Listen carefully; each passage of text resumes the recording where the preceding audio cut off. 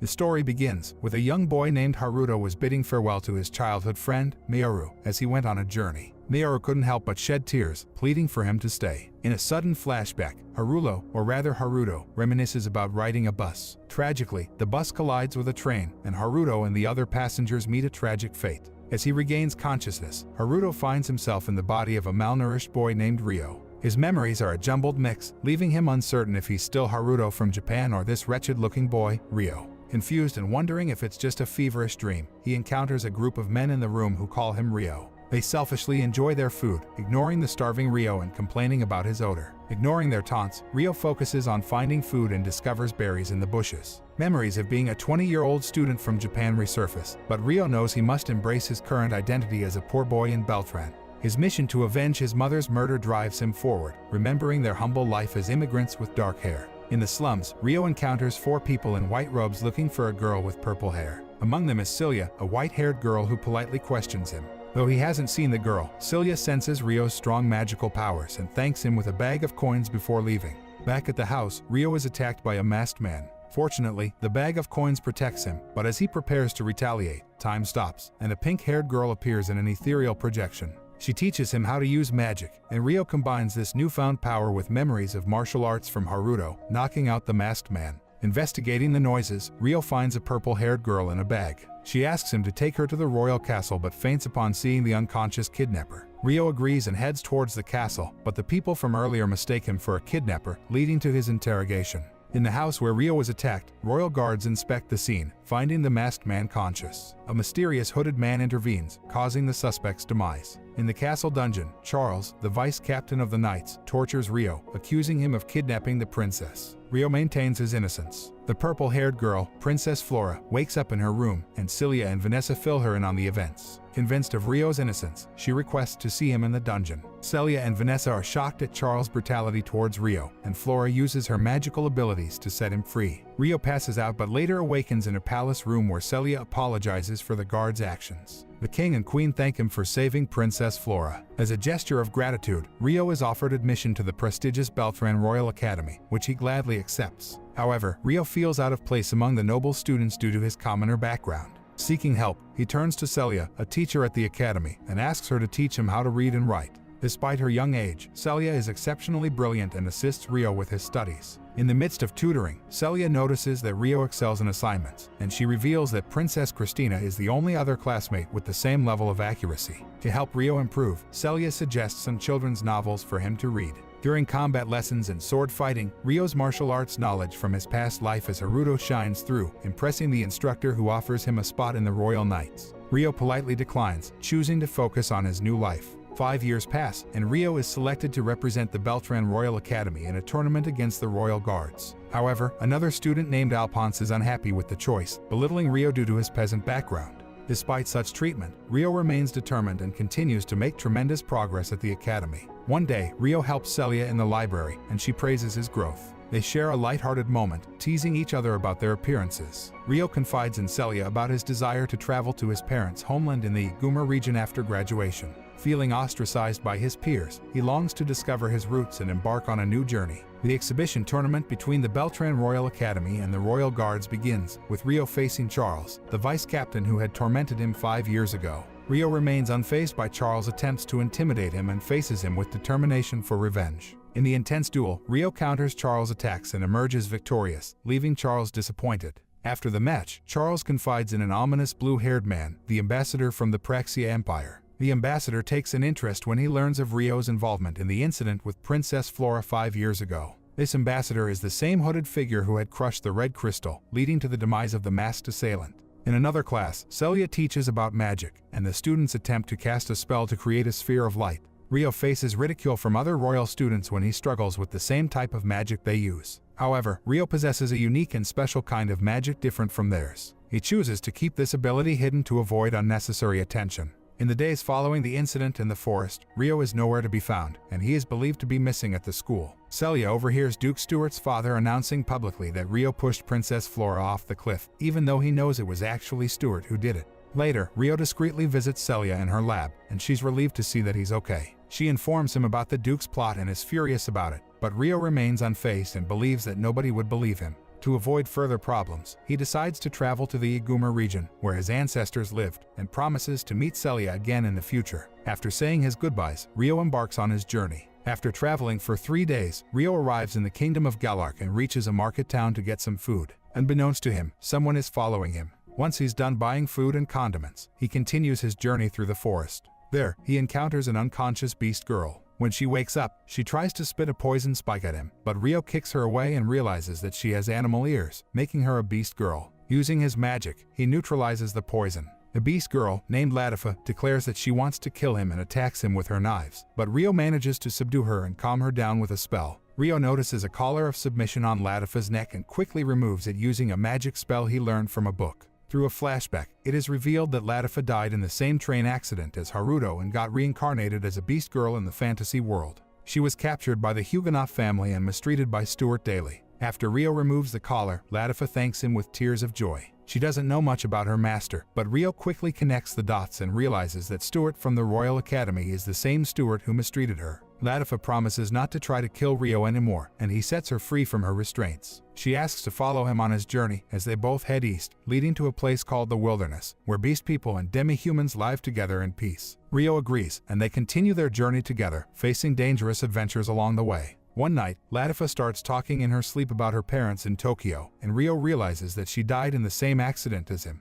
However, he chooses not to reveal this fact to her. Some nights later, when Latifa has a nightmare, Ryo calms her down with a magic spell. He notices the fire outside their camp suddenly goes out, and he sees a large wolf that disappears into a blinding ray of light. 3 demi-humans surround their hut and mistake Ryo for kidnapping Latifa, leading to an attack that renders him unconscious. Ryo eventually wakes up tied to a bed by the demi-humans. Latifa wakes up too and rushes to check on him. Realizing their mistake, the demi-human girls apologize and remove his restraints. Ursula, among them, also apologizes and invites him to stay in the room to recover. The next morning, Ryo finds himself in the village where the demi-humans took him. Ursula, the leader, shows him around, taking him to the ward tree, where Dryas, the spirit of mighty trees, resides. Then, they meet Dominic, a dwarf, and Sildora, an elf, in a conference room. The elders apologize for the misunderstanding and thank Ryo for saving Latifa from slavery. As a gesture of gratitude, they ask what he would like in exchange. Ryo requests to stay in the village and learn about spirit arts and traditions. The elders happily accept his requests. Later, they encounter a green-haired girl named Dryas, the spirit of the world tree, who senses Ryo's spirit inside him. She presumes that he made a contract with a spirit, although Ryo doesn't remember anything of the sort. Dryas confirms his immense magical energy and tells him there's a spirit sleeping inside him. Ryo is then taken to a house where Latifa and the other demi-human girls are waiting for him. They all have dinner together, and Ryo and Latifa are informed they'll be staying with Sarah, Orphea, and Alma. In the meantime, Ryo learns the spirit arts and combat from the people in the village while getting acquainted with them and helping with daily tasks. Elsewhere, the ambassador from Proxia, Reese, rides a griffin with a blonde-haired young man to the entrance of a cave. Reese goes into the cave while the young man waits outside. After a while, Reese emerges with a huge wyvern egg and hands it to the young man. They continue their journey with the egg. A year passes since Ryo settled in the forest village, and a feast is prepared for the Grand Spirit Festival night. Ryo and the villagers enjoy the feast and have fun together. Meanwhile, Reese and the young man arrive in a forest to rest for the night. Reese gives the man a red pill, promising that if he swallows it, they'll know his location at all times. The young man swallows it without hesitation, and Reese leaves to inspect the area, leaving him to watch over the egg. Back in the forest village, Ryo takes Latifa for a stroll in the forest. During their time together, he confides in her that his stay in the village is coming to an end, and he intends to continue his journey to the land of his ancestors. He expresses concern for the danger ahead and hesitates to let her follow him, not wanting to put her in harm's way. However, Latifa becomes upset, expressing her desire to be with him. Meanwhile, in the village, the elders call for a meeting as they sense a large swarm of wyverns heading in their direction. In the wyvern cave, Reese steals the remaining eggs and transports them elsewhere. The demi-humans spot the blonde boy in the forest and decide to investigate. He becomes intimidated and flees on a griffin, but the wyverns start chasing after him, heading toward the village. In the cave, Reese crushes a red stone similar to the one the young boy swallowed earlier, causing the boy to die in midair. Observing the situation, Sarah summons a spirit wolf, and Alma rides it to confront the wyverns. In the meantime, heartbroken Latifa wanders through the forest and encounters the wyvern egg dropped by the young man, which breaks before her. The largest wyvern appears, and in a fit of rage, it tries to kill Latifa with a massive fireball. Alma comes to her rescue, summoning a large lion spirit, but even their combined efforts fail to defeat the wyvern. Latifa gets trapped, but just as the wyvern is about to attack, Rio appears and saves her, flying her to safety. As the situation unfolds, Rio and Latifa find themselves in the midst of a perilous and unpredictable journey where danger, spirits, and powerful forces converge. Their bonds with each other and the spirits they encounter will play a crucial role in determining their fate as they face new challenges and continue to uncover the mysteries of this fantasy world. Ryo, using his enhanced powers, takes on the wyvern in a fierce battle, countering its fiery attack with a powerful energy ball, ultimately defeating it. The other wyverns retreat, leaving the demi-humans astonished at Ryo's prowess. The next day, Latifa finally accepts Ryo's departure and reveals that she was once a human from Japan who died and reincarnated into this fantasy world. Ryo acknowledges his own reincarnation and bids farewell to the elders and villagers who gift him various items, including a mithril sword, armor made from wyvern skin, potions, medicines, food, and a magical storage device. 2 weeks after arriving in the Iguma region, Ryo still hasn't found any information about his parents. He arrives in the village of Karasuki, where he meets Chief Yuba, who turns out to be his grandmother. Yuba confirms that Ryo's parents, Zen and Iam, had left the village years ago for reasons she can't disclose yet, and asks him to stay until she's ready to reveal more. Ryo agrees and discovers that both Yuba and his cousin Ruri can also use spirit magic. Over time, Ryo helps with chores and becomes popular among the villagers. He accompanies Ruri's friend Seo and her brother Shin for hunting in the forest. While Shin struggles to catch anything, Ryo displays incredible talent as a hunter, which triggers Shin's jealousy. Despite this, Ryo continues to assist the villagers and becomes well-liked.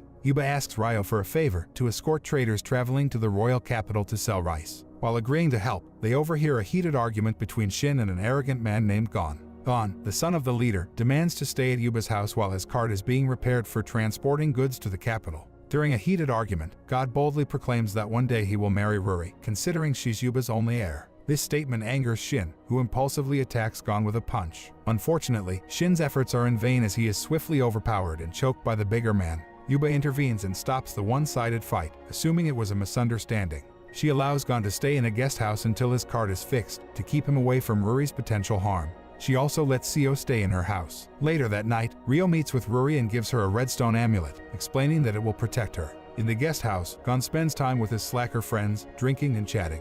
They reveal that they intentionally broke the cart to have an excuse to stay in Karasuki village while plotting something wicked. The following day, a kind man named Hayat arrives on a horse. He introduces himself as a tax examiner and, with his helpers, inspects the villagers' crops. Yuba hosts him for dinner that night. However, Gon sneaks into Ruri and Seo's room while they are asleep, attempting to carry out his nefarious plan. Ryo arrives in time to prevent it, as the amulet he gave Ruri allowed him to sense Gon's presence. Rio confronts Gon and severely beats him, driven not only by the invasion of the girl's room but also by reminding him of the man who killed his mother. Hayat arrives to heal Gon's injuries and promises to take him to a prison camp the next day. Lost in thought, Rio realizes he has forgotten about his mission to avenge his mother due to the blending of Haruto's memories and personality with his own. The next day, he apologizes for his violent behavior, and everyone thanks him for saving the vulnerable girls. As promised, Hayat takes Gon and his companions to the prison camp. Yuba gives him a letter to deliver to his father, Lord Juki. Meanwhile, Shin, Dola, Seo, and Ryo embark on their journey to the royal capital to sell their rice. Upon arriving in the capital, they find a place to stay, while Dola, Shin, and Rio go to a restaurant for drinks. Afterward, Shin personally thanks Rio for rescuing his sister from Gon. Shin decides to take Seo to the market and buys her a hair decoration as a thank you gift. This kind gesture leads Seo to realize her growing feelings for Rio, making her question if she's falling in love with him. Meanwhile, Hayat delivers Yuba's letter to Lord Juki, which surprises him greatly. He invites Rio to his house, where he reveals that he and his wife Kyoko once served as attendants to Ryo's mother, Iam, who was once the daughter of the royal family of Karasuki. 20 years ago, during the war with the Rokuran Kingdom, Zen, Ryo's father, served as a soldier in the Karasuki army. His exceptional sword fighting and combat skills caught the attention of Lord Bucky, who suggested him to become a guard for the Karasuki royal family. After joining the royal guards, Zen's love story with Iam began to blossom. At that time, the Karasuki kingdom initiated a peace treaty with the Rokuran kingdom, aiming to bring an end to the long-standing conflict between the two nations. During the signing of the peace treaty, the prince of the Rokuran kingdom became captivated by Iam and ordered his attendant to kidnap her. Zen, however, intervened just in time to save Iam by knocking out the prince. Tragically, the attack accidentally resulted in the prince's death. News of the prince's death reached the Rokuran kingdom, infuriating their ruler. He ordered that Zen be executed immediately and demanded Ayam's hand in marriage as the sole condition for maintaining peace between the two nations. With no other option, Zen and Ayam had to flee the kingdom together. Ryo, listening to the story told by King Juki, found himself astonished to learn that the king and queen were his grandparents. The following day, he visited the royal palace to meet them and introduced himself. During the meeting, Ryo recounted the heart-wrenching tale of how his mother Ayam was brutally murdered by a red-haired adventurer named Lucius. He remembered his early childhood and how Lucius had once been helpful to them after his father's death. However, one day, Lucius suddenly attacked Ryo and forced him to drink a mysterious potion. Ayam bravely intervened to save her son but tragically lost her life at the hands of Lucius, who wore a sinister expression throughout the ordeal. This event completely changed Ryo's life, leaving him in the slums until he eventually encountered Princess Flora. With a determination to avenge his mother, Ryo is supported by King Hamura to prepare for his quest. As part of his preparation, Ryo is tasked to spar with Duki, Karasuki's strongest warrior. The intense duel initially appears to be evenly matched, but when King Hamura increases the stakes, Ryo surprises everyone with his clever water spell that counters Duki's powerful attack, leading to his victory. Impressed by Ryo's display, King Hamura concludes that no further training is required. Ryo returns to the small village, revealing to Ruri that they are cousins and that he is a prince of the Karasuki kingdom. He shares his plan to leave the village in a year to return to the land where he grew up, but in the meantime, he cherishes spending more time with them and the villagers. Over the next 6 months, Ryo continues to assist the villagers with various tasks. One day, while planting rice on the farm, Ryo opens up to Seo about his upcoming journey. She confesses her love to him, but Ryo believes they cannot be together as he must leave the village soon. Seo breaks down in tears, trying to hide her emotions until Ruri interrupts them. Ryo realizes the impact of his decision on their hearts but remains firm in his resolve. As time passes, Ryo practices his spirit arts daily, growing stronger with each passing day. When he feels more confident, Seo takes him into the forest for a private conversation. She once again expresses her love for him, but Ryo gently explains that their paths are not aligned, as he has to embark on his journey soon. Once again, Ryo finds himself breaking another heart as Seo immediately starts crying upon learning that he is leaving the village. Ruri interrupts them, making Ryo feel the weight of the emotions in the room. Over the next 6 months, Seo dedicates herself to practicing her spirit arts daily, hoping to grow stronger and join Ryo on his journey. Despite her determination, Ryo remains steadfast in his decision, apologizing to her while acknowledging the pain he's causing. When the time comes, Ryo bids farewell to Yuba, Ruri, and the villagers before setting off on his journey alone. At the village's exit, Seo waits for him, finally coming to terms with his departure. They say their goodbyes and promise to meet again someday. Continuing on his journey, Ryo makes a stop at the forest village, where he reunites with Latifa and the other demi-humans. Embracing the warm welcome, Ryo decides to stay in the village for a few months. During his stay, Ryo comes up with a brilliant idea to build a mobile house that he can carry in his space-time storage device. Dominic, impressed by the idea, offers to build the house for him.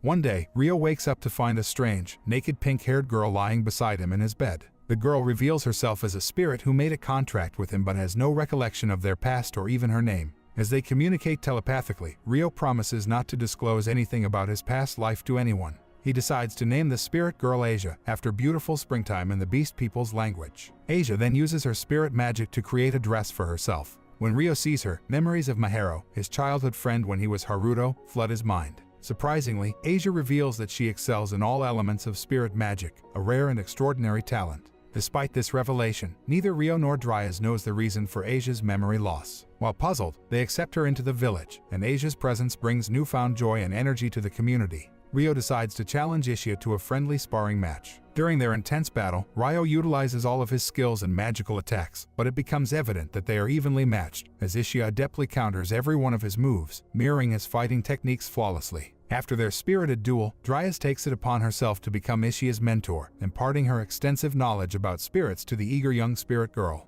As days pass, Ishia becomes more and more accustomed to her life in the forest village. Eventually, Dominic completes the construction of Ryo's mobile house. Surya reveals that he will be leaving the village in 2 days, and before he departs, the village elders bestow gifts upon him. This time, Ursula gives him a teleportation device, allowing him to easily return to the village whenever he wishes. Sildora gifts him earrings that grant him the ability to change his hair color and disguise himself. With heartfelt farewells, Ryo embarks on his journey with Ishia as his companion. Before returning to the land where he grew up, Ryo takes a detour and decides to visit Celia in the kingdom of Beltram. To avoid recognition, Ryo changes the color of his hair, skillfully maintaining a low profile with his clever disguise. Alongside Ishia, he visits a bakery where they overhear people discussing news about a noble's upcoming wedding parade scheduled for the following day. Under the cover of night, Ryo and Ishia clandestinely infiltrate the Royal Academy where Celia serves as a teacher. With finesse, they manage to elude the guards, silently making their way to Celia's lab. However, to their shock and dismay, they discover that the room is empty, just as Ryo had left it.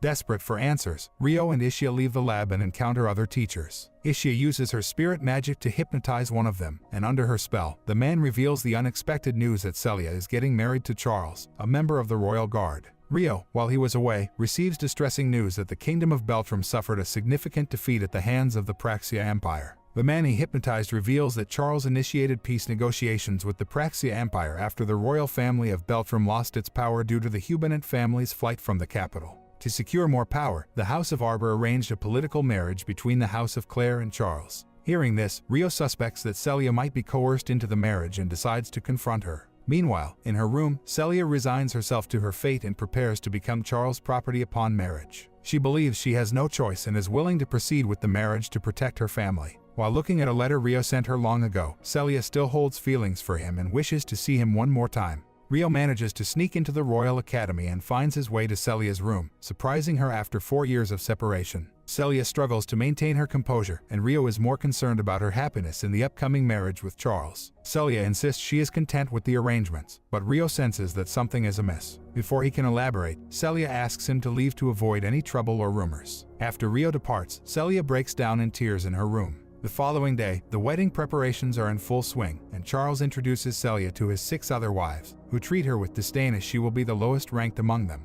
Princess Christina, who sympathizes with Celia's forced marriage, takes her aside to speak privately. Christina reveals that when Duke fled the kingdom, he kidnapped Princess Flora, leading to the Beltran family's loss of respect and power. Christina promises to do anything she can to help Celia whenever the opportunity arises. The wedding parade commences, and the crowds gather to watch. Disguised, Asia and Ryo are among the onlookers. As Charles extends his hand to Celia, she recalls her conversation with Ryo the previous night, where she dreamt of a different life with him in a distant land. Feeling defeated, she reluctantly takes Charles' hand, believing she will soon be nothing more than a puppet. Suddenly, they hear shouts from the guards to halt. Ryo, in disguise, rushes toward the wedding coach. The guards attempt to stop him with a human blockade, but he effortlessly breaks through with a powerful wind attack.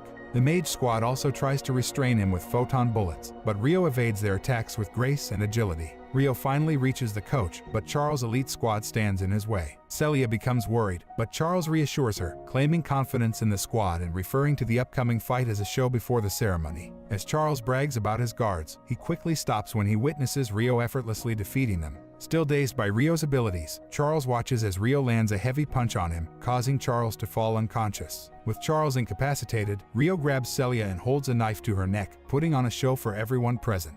The onlookers become enraged, but Ryo telepathically communicates with Celia, assuring her that he won't harm her. He reveals that he knows she's not willing to go through with the wedding and asks her if she truly wants to proceed. Ryo is determined not to lose someone important to him, drawing strength from memories of his mother. At first, Celia is hesitant, but Ryo persuades her to admit her true feelings. She confesses that she wants him to end the wedding and take her away. Hearing her confession, Ryo immediately acts on the plan and kidnaps Celia, instructing her to play along with the act. Carrying her in his arms, Ryo runs away, pursued by the guards and mages. In the dark alley, Ryo hands Celia over to Asia, who plans to escape the royal capital with her and meet up with Ryo later at a rendezvous point.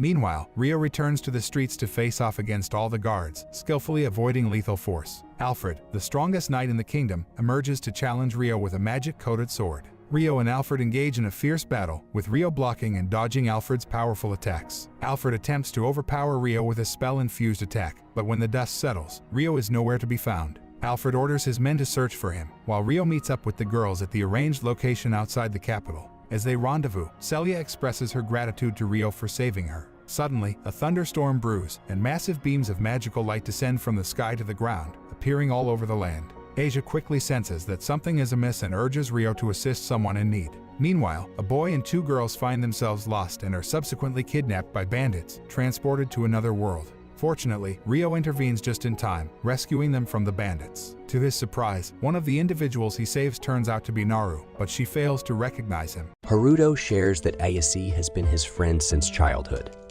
and she has always loved him deeply. They lived next to each other until circumstances forced Haruto to move away due to a dispute with his wife.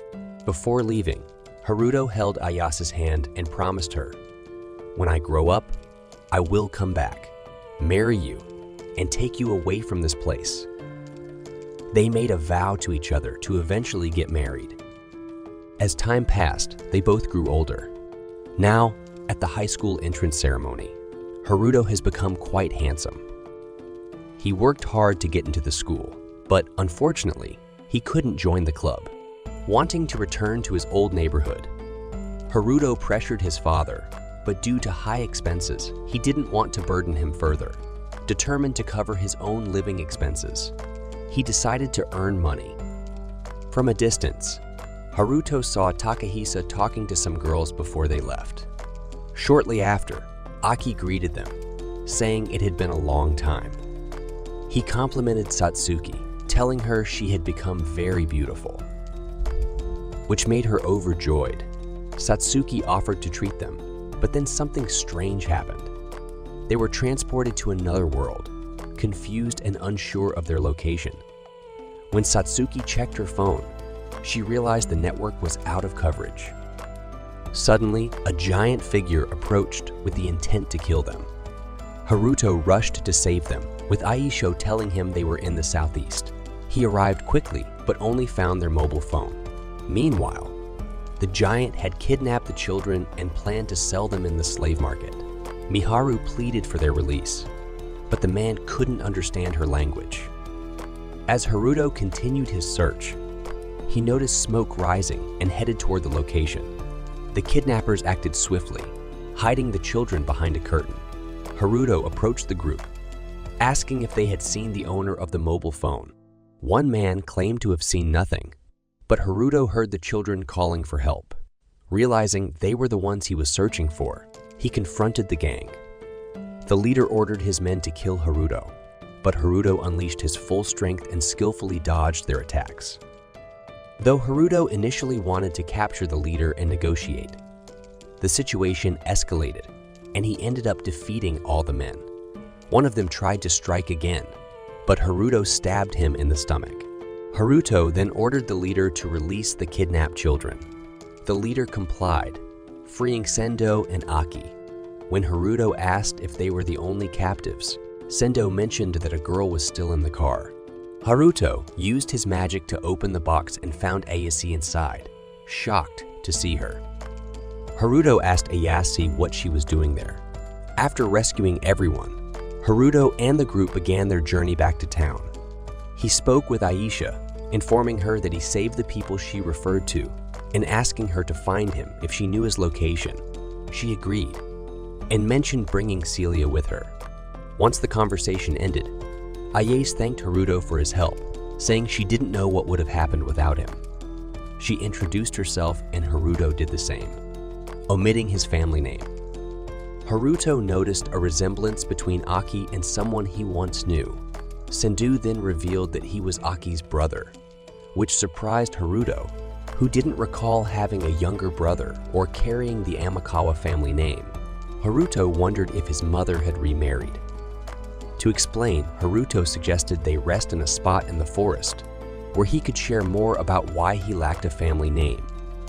In the forest, Haruto used his magic to reveal a small rock, explaining that it was more than it seemed. Celia and Aisha arrived, flying through the sky. Celia rushed to check on Haruto and greeted the children, saying that Aisha had told her about them.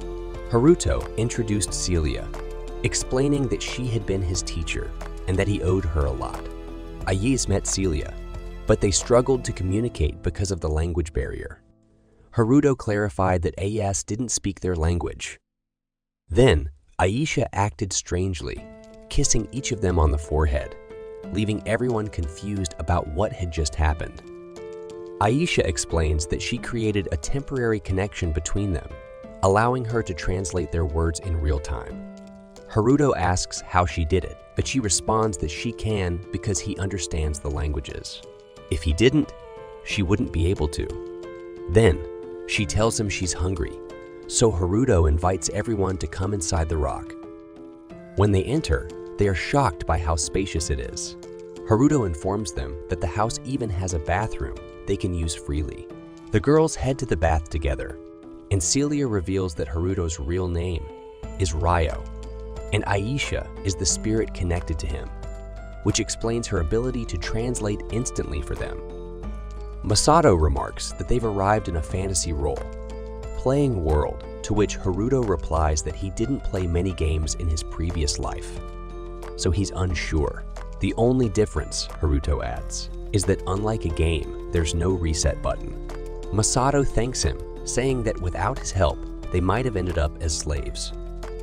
Celia also thanks Haruto, exclaiming that the bath was amazing, unlike anything she's experienced before. Haruto, surprised by their new clothes, asks where they got them.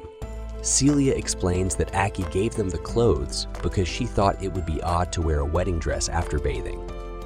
The new clothes are light and gentle on the skin, unlike any fabric Celia has seen before. Aki says she bought them for the school entrance ceremony, so they are clean and not dirty. Haruto suggests they buy necessities and offers to cover the daily expenses. They plan to head to Amandi.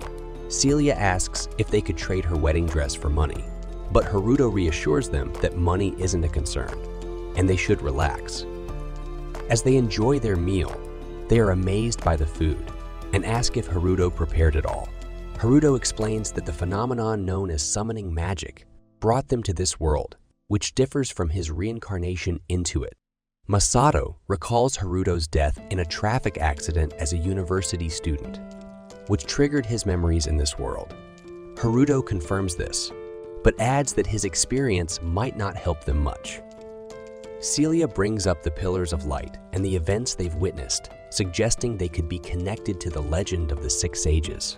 Haruto admits the thought crossed his mind, recalling the prophecy of 6 sacred stones glowing after 1,000 years of war, heroes returning, and leading humanity on behalf of the sages. However, he doubts they are the heroes mentioned in the legend. Ayase mentions they were with others before arriving in this world, and wonders if Satsuki and Takahisa also made it. Haruto thinks it's possible but isn't sure. Ayase expresses her concern for them, saying they were lucky Haruto rescued them, but their normal feelings seem meaningless in this world. Later, Aisha approaches Haruto, saying she can't take it anymore and needs to recharge her magic after using a lot of energy. Celia becomes upset with Aisha for asking Haruto to go with her. Ayase offers to tidy up, but Haruto tells them to leave everything as it is. The scene begins with Haruto and his friends, where Haruto explains that he serves as a source of magical energy for Aisha through their telepathic connection and their pact.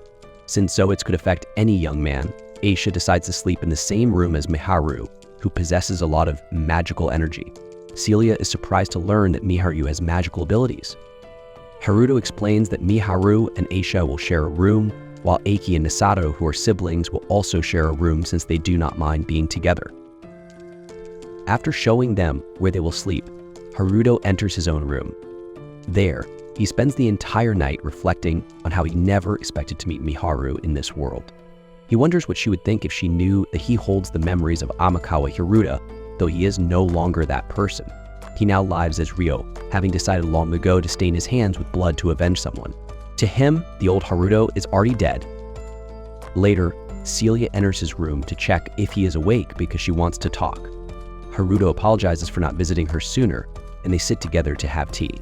Celia, who could not ask this in front of everyone, expresses her curiosity about how Haruto has been during their time apart. She also asks where he met Aisha and what he meant when he mentioned his previous life. Haruto asks her to stay calm and promises to explain everything one step at a time. First, he addresses the subject of his past life that came up in conversation with Miharu and the others. Haruto reveals that he has memories of another version of himself. He confirms that he came from the same world as Miharu and the others, which is why he understands their language. He then asks if Celia remembers when she first met him when he was poor. She responds that, of course, she remembers. Haruto explains that he regained the memories of his past life shortly before that moment. In his previous life, his name was Haruto, and he was 20 years old at the time. Celia then understands why Haruto seemed unusually mature for his age when they first met. She admits that being with him now gives her a deep sense of comfort, but she is also worried about her father. She wishes she could let him know that she is doing well. Haruto suggests that she write a letter to her father. Celia agrees and asks him to buy stationery from the Rikka Guild. Haruto advises her to use his alias so that no one at the guild recognizes him. The story then shifts to the capital of the Beltram Kingdom, Beltran, where Charles and Race are discussing recent events. Race had not expected Charles' fiancée to be kidnapped, but Charles informs him that the highwaymen responsible were dealt with and will be interrogated, though there is still no news about Celia's location.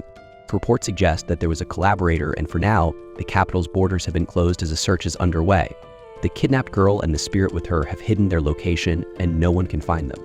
However, if the prophecy written in the ancient text is fulfilled, a hero has arrived in the kingdom to protect them. Race hopes that the hero will become a loyal ally to their kingdom, though he suspects that the Beltram Kingdom might be hiding another holy stone. Charles agrees and mentions that the stone is with Princess Flora and Duke Huguenot, and they are likely welcoming the hero at that very moment. He adds that if they try to cozy up to the kingdom of Galark, they will be considered traitors. When the kingdom of Galark is mentioned, Race recalls that one of the guests, Liesla Kresha from the Rika Guild, is known as a talented woman. Charles asserts that action must be taken against them soon. Next, we move to the capital of the Rodan region, Rodania, where we meet Hiroki, an ordinary man who is summoned to another world. As he eats a meal, a girl named Rona asks if he needs anything else. Hiroki asks her to sit and eat with him, but she declines, making Hiroki feel guilty for making her stand while he dines. She thanks him for his kindness and leaves. The Duke of Rodania then comments that he never imagined hosting a legendary hero in his home. Hiroki recounts what happened to him. He was living an ordinary life when he was suddenly transported to another world. He found himself before Princess Flora of the Beltram Kingdom and her guard, Duke Huguenot. Hiroki realizes that this is the beginning of a typical summoning story, and in this world, everyone believes him to be the hero, as foretold by the 6 sages. After 1,000 years since the founding of the Sacred Era, heroes are said to appear wherever holy stones exist. Hiroki is amazed by what has happened, but when he looks beside him, he sees his sword and realizes that he is indeed a hero. Flora asks for his name, and Hiroki introduces himself as Hiroka. Despite his status as a hero, they treat him like a general worker due to his humble behavior. This makes Hiroki decide to act more superior and express his confusion at being suddenly called a hero. He points out that the sacred stone in Princess Flora's possession is what summoned him, and he wishes to return to his normal life.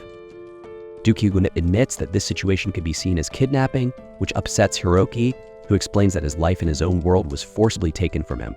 Flora apologizes, explaining that the sudden events have also left her shaken. Hiroki reassures her not to blame herself, as he is the one in a difficult situation. At that moment, the Duke's son interrupts, ordering Hiroki to speak respectfully to the princess, but the Duke commands his son to be silent and apologize to Hiroki. The Duke then explains that the situation was a misunderstanding and promises to clarify everything. He asks Hiroki to listen carefully as he details the current state of the kingdom. The scene begins with Haruto and his friends leaving the house to go shopping, except for Eiki and Misato, who stayed behind. Haruto reassures them that the house is protected by a magical barrier, so they should not leave. Ishia takes Celia and flies with her into the sky. Haruto then offers to take Mitharu, and she agrees, amazed by the view as they fly through the air. Haruto remarks that she seems to be enjoying the new perspective from up high.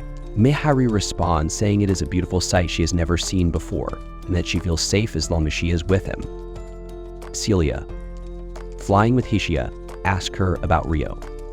Hishia explains that all of Haruto's memories flow into her through their spiritual pact, where 2 souls are linked. Celia admits that knowing Hishia shares memories with Rio makes her feel a little lonely. Hishia reassures her, saying that Haruto has changed and now relies on others, thanks to Celia being the first to extend a helping hand when he was alone. Celia smiles, promising to continue supporting him just as she did in the past. They arrive at their destination, and Haruto tells Miharu that they will refer to Celia as Cecilia in town and change her hair color since black hair is uncommon. Haruto changes his own appearance and gives earrings to Celia and Miharu. In the bustling commercial city of Galar Kingdom, the group is amazed by the vibrant atmosphere. Celia comments that the city is lively, just as the rumor suggested. They ask Haruto various questions about the area, and he answers, mentioning that the Rika Guild offers a wide variety of food, including pasta similar to what they have on Earth. They decide to buy some later. At the guild, they are greeted by Chloe, who handles visitor services. Haruto asks Chloe to take care of the girls while he leaves for an hour, and Hishia translates for Miharu. Celia suggests they look for clothes, and Chloe encourages them to try on anything they like. Celia and Miharu eagerly explore, trying on several outfits. Miharu compliments Celia, saying that her outfit suits her well. Meanwhile, Haruto is searching for something in the city but is unable to find it. The scene returns to the girls, where Celia requests stationery and Chloe takes her to get some. When Haruto returns, he asks Miharu if she found anything she liked. Miharu hands him some clothes she picked for him, saying she thought they would suit him. Celia is impressed by her taste, and Haruto thanks Miharu, admitting he had been thinking about getting more casual clothes. Chloe informs Haruto that there is a promotion on men's clothing and offers a discount if he buys a set. Haruto remarks that the Rika Guild is skilled at sales and decides to pick out everything he needs.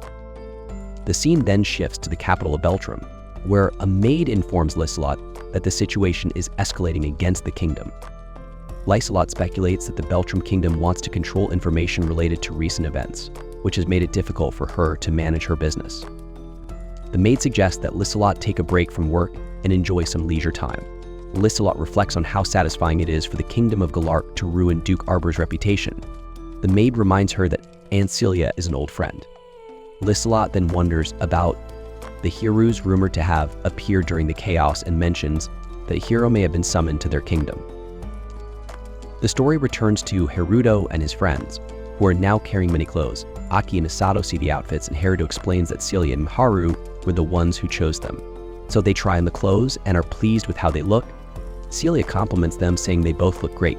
Suraru then informs the group that he was unable to find specific information about Satsuki and Takahisa, but shares that, according to the legend of the Six Ages, the heroes have arrived. He tells Miharu that the summoning process might have included her and the others. Everyone is surprised by this revelation. Aki asks if this is similar to being the main characters in a video game. Haruto responds that there are 6 heroes, so it is possible they are among them. Misato expresses the desire to search for their brother if he is in this world. Suraru advises them to first learn the language and customs of this world. Miharu agrees, saying they cannot keep relying on their brother. Aki decides that he will study again, even in this new world, and do everything he used to do back in his old world. Haruto adds that he knows some trustworthy people who can offer guidance on how to move forward. Later, the group gathers in the kitchen to prepare a meal, with everyone contributing. Once the meal is ready, Haruto thanks everyone for the food. Haruto prepared to leave for a mission, and his friends asked him to be cautious during his journey. He asked Aisha to take care of everyone while he was away, and she reassured him that the most important thing was for him to stay safe and return to them in one piece. Using teleportation magic, Haruto disappeared and traveled to the spirit village. Upon arriving, he encountered Latifa in the forest. She warmly welcomed him and asked how he was doing. At that moment, Seirei arrived, informing Haruto that they had sensed a significant distortion in the magical energy nearby, which alerted them to his return. Everyone in the village was eager to see him. Haruto explained that he had come to consult the village elders about something important. Alma quickly informed the head elder that Haruto wanted to meet with him.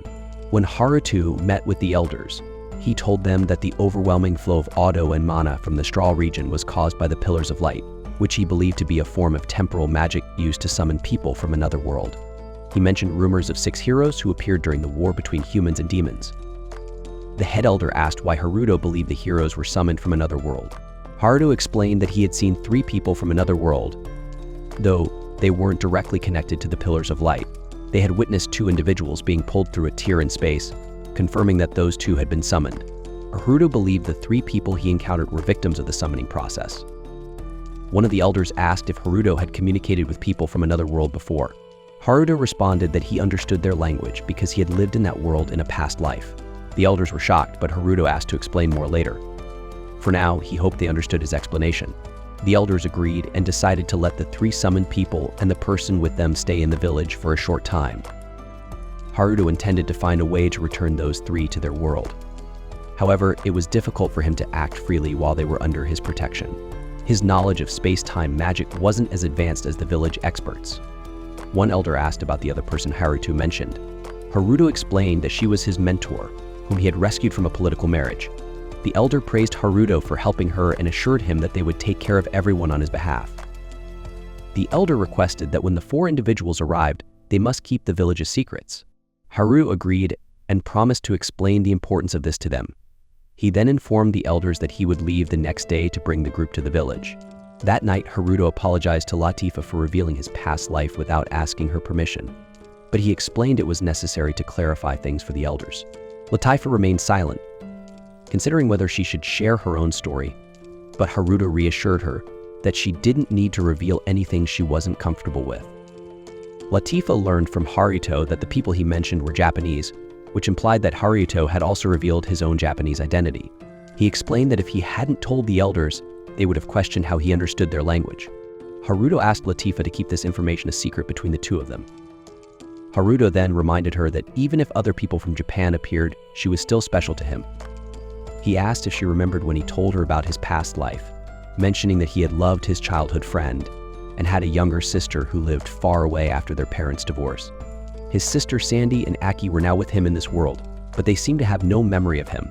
Haruto believed they must be feeling emotionally unstable.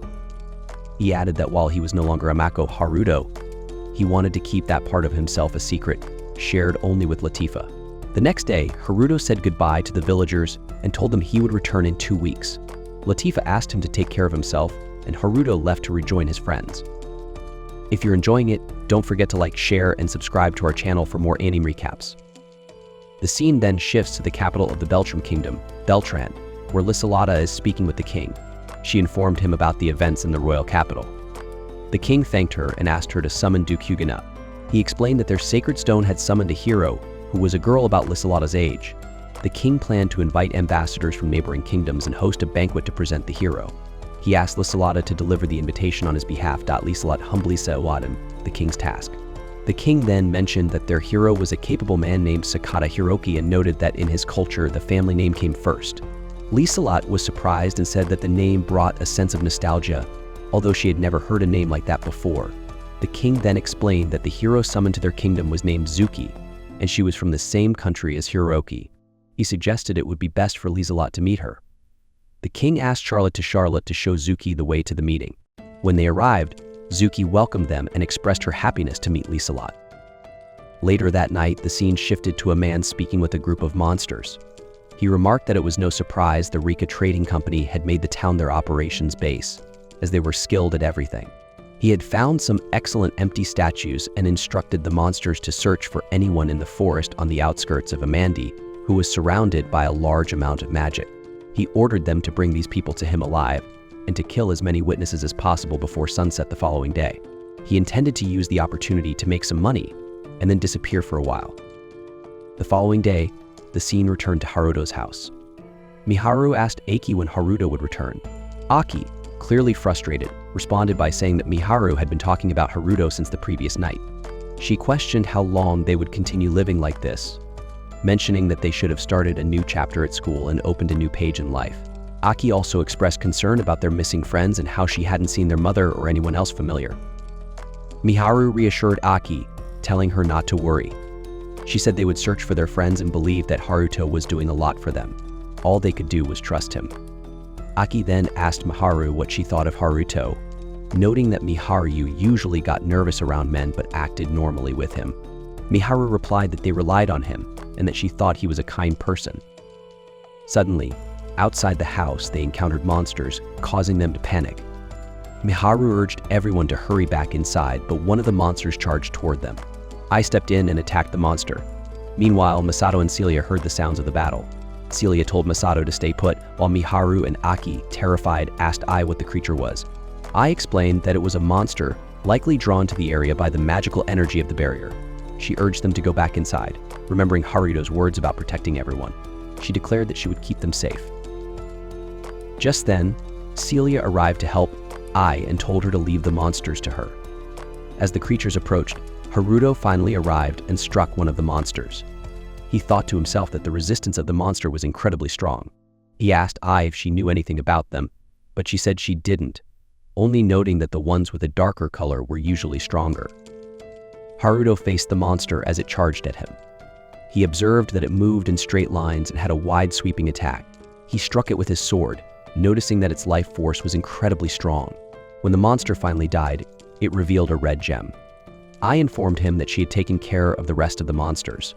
Haruto thanked Celia, but then glanced back at the dead monster, thinking that the way it moved its mouth at the end was strange, almost as if it had been saying, "Please kill me." Aki apologized to Haruto for going outside, admitting that it was her fault. Haruto reassured her and then mentioned that he smelled something delicious, saying that he was starving. He suggested they move to another house. Afterward, it was revealed that the monsters had killed many people. A man commented that one group of monsters hadn't returned, wondering if they had been killed.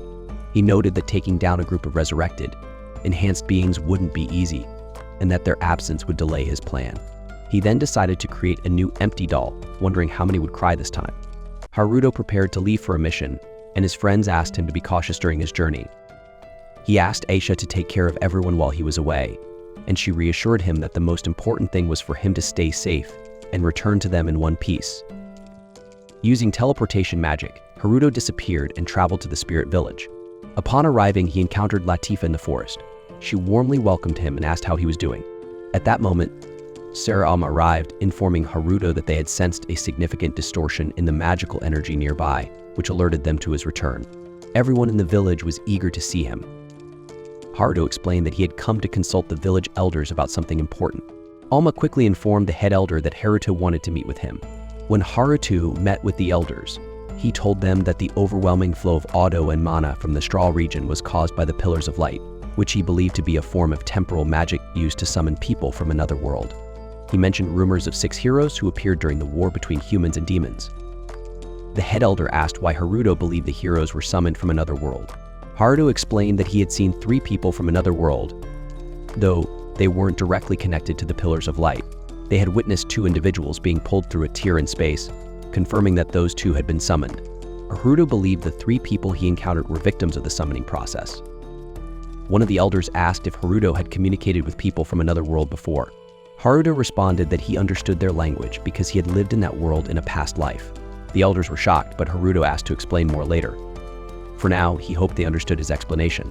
The elders agreed and decided to let the 3 summoned people and the person with them stay in the village for a short time.